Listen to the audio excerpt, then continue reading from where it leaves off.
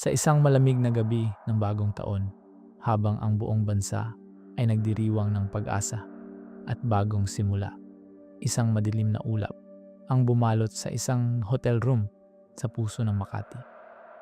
Room 2, 200 sa City Garden Grand Hotel. Doon, isang 23 anyos na flight attendant na puno ng pangarap ang natagpo ang walang buhay.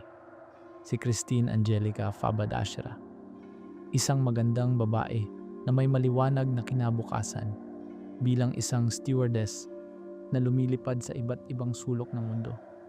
Pero sa loob ng kwaheng iyon, ang lahat ay nagbago ng lubusan. Ano nga ba ang totoong nangyari? Ito ang kwentong hindi natin malilimutan. Isang kaso na yumanig sa buong Pilipinas, puno ng kontrobersya, public outrage, at mga tanong na hanggang ngayon ay hindi pa rin lubos na nasasagot. Si Christine ay isang ordinaryong batang babae na may pambihirang determinasyon. Ipinanganak siya sa isang simpleng pamilya, ngunit sa murang edad ay pinangarap niya ang mundo. Naging flight attendant siya sa Philippine Airlines, isang trabahong pinaghirapan niya ng husto.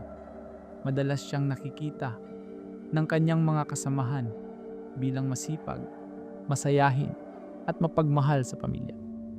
Bago ang trahedya, nakipag-usap pa siya sa kanyang ina noong Disyembre 31, 2020, humihingi ng basbas para sa isang simpleng New Year's Eve celebration kasama ang kanyang mga kaibigan at coworkers. "Ma, okay lang po ba? Kasama ko lang ang mga kaibigan ko sa hotel," sabi niya. Hindi niya alam na iyon na ang huling pagkakataon nilang mag-usap ng buhay. Ang party ay nagsimula ng simple. Ilang kaibigan niya, sina Romel Galido, John Paul de la Serna, Louis de Lima, at Clark Rapinan, ang nag-book ng room 2-2, 0 sa City Garden Grand Hotel sa Makati. Dumating sila bandang tanghali ng Disyembre 31. Nagdala sila ng pagkain, inumin, at mga kwento tungkol sa kanilang buhay bilang flight attendants at mga kaibigan. Habang lumalalim ang gabi, parami ang sumasali. Mga kaibigan ng kaibigan, kabuo ang halos 12 katao sa loob ng kwarto, at iba pa sa kalapit na rooms tulad ng 2,000, 207 at 2,000. Ang hangin ay puno ng tawa, musika, at alak. Ito ay isang ordinaryong pagdiriwang ng bagong taon para sa kanila. Walang masamang intensyon, walang plano, o yun ang sinasabi ng lahat. Pero habang tumatakbo ang oras, nagbago ang lahat. Ayon sa CCTV footage ng hotel, nakita si Christine na lumalabas at pumapasok sa mga kalapit na kwarto. May mga sandali na nakita siyang nakikipag-usap, at kahit na naghalikan sandali sa isang lalaki sa hallway, bandang 2:52 ng madaling araw, siya ay mukhang masaya. Ngunit may mga pagkakataon din na nakita siyang nahihirapang maglakad. Tila nahihilo dahil sa alak. Bandang 4:13 ng madaling araw, dinala siya pabalik sa room 2-2, 0 ng 2 lalaki dahil nagsusuka na siya. Ito ay normal sa mga party.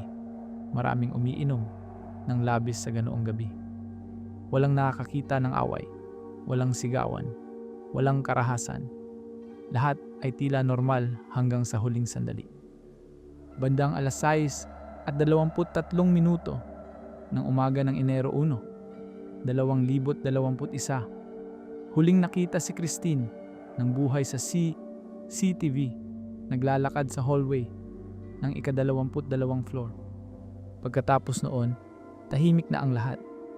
Ang mga nasa loob ng kwarto ay nakatulog na, pagod sa buong gabi ng pagdiriwang.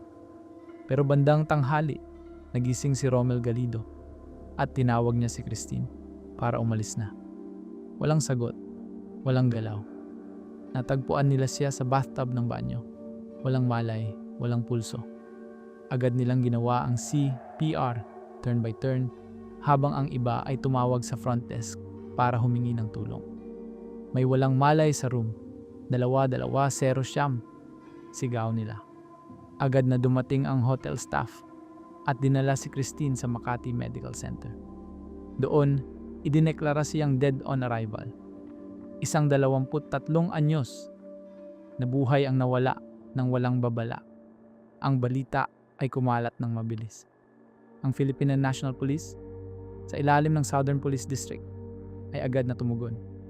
Noong Enero 4, 2021, inanunsyo ng PNP chief na solved na ang kaso. Rape with homicide daw.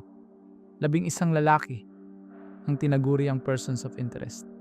3 ang agad na naaresto. Sina John Paul de la Serna, Romel Galido, at isa pang kasama. Ang buong bansa ay nagulat at nagalit. Paano nangyari ito sa isang hotel room? Sino ang may kasalanan? Tanong ng lahat. Social media ay nag-alab. May mga teorya na gang rape. May mga nagsasabing may droga. May nagsasabing may cover-up dahil sa koneksyon ng ilang suspect. Ang pamilya ni Christine, lalo na ang kanyang ina, ay nanindigan na may foul play. Naniniwala sila na binaranggo at pinagsamantalahan ang kanilang anak.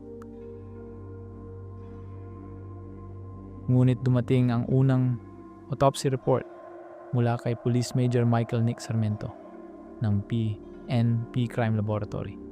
Ang sanhi ng kamatayan, ruptured aortic aneurysm, isang natural na kondisyon kung saan pumutok ang ugat sa puso dahil sa matinding pressure, posibleng dahil sa labis na alak at pagod. Walang bakas ng rape, walang seminal fluid. Ang mga lacerations sa hymen ay healed na, nangyari na noon pa. Walang signs ng physical trauma na consistent sa recent assault. Ang ulat ay nagdulot ng malaking gulo. Ang pamilya ay hindi naniwala. Hiniling nila ang second autopsy mula sa National Bureau of Investigation. Samantala, ang 3 na aresto ay pinalaya noong Enero 7 dahil sa kakulangan ng ebidensya. Ang mga kaso laban sa 11 lalaki ay unti-unting na-dismiss. Ang kontrobersya ay lalong lumala.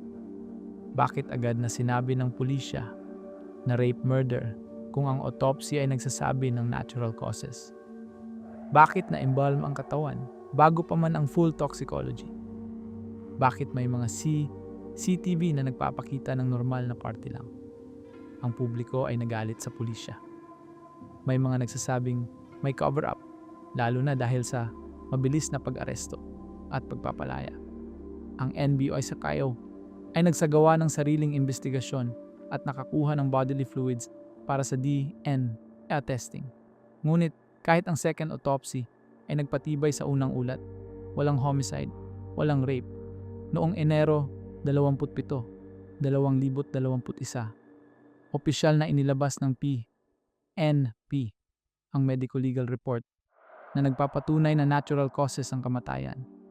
Lahat ng kaso laban sa mga suspect ay na-dismiss, kahit ang reklamo laban sa medico-legal officer dahil sa alleged irregularities ay hindi nagtagumpay. Sa kabila nito, ang pamilya ni Christine ay patuloy na nagluluksa at naniniwalang may something na hindi tama. Hindi namin tatanggapin na natural lang to, sabi nila sa mga interview. Ang buong bansa ay nahati. May naniniwala sa autopsy, may naniniwala sa teorya ng pamilya. Ang kaso ay naging national sensation dahil sa social media.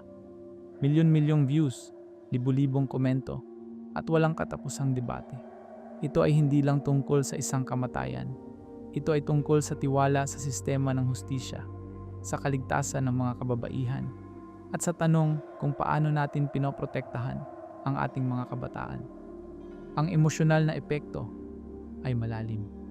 Isang batang babae na may pangarap na lumipad sa langit ang biglang nawala sa lupa. Ang kanyang pamilya ay nawala ng anak. Ang kanyang mga kaibigan ay nawalan ng kaibigan. At ang lipunan ay nawalan ng tiwala. Hanggang ngayon, marami pa rin ang nagtatanong. Ano ba talaga ang nangyari sa loob ng room? 2-2-0 siyam. Ang opisyal na sagot ay natural causes. dahil sa aortic aneurysm, posibleng pinalala ng alak.